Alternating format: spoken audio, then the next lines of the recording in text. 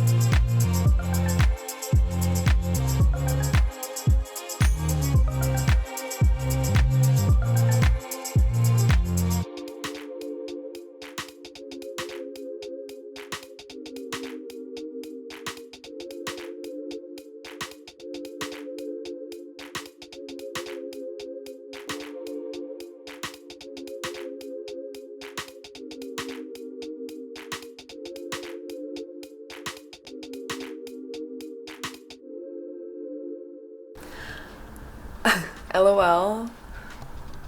The chairs are stacked in the corner because I'm trying to make more room, okay? I just wanted to say I really love how these coasters turned out.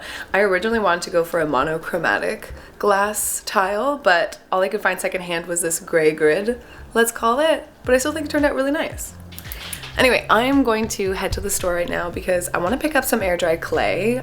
It's definitely more fragile than polymer clay, for example, but it's an all natural product, so I think it's going to be a nice option for this next one.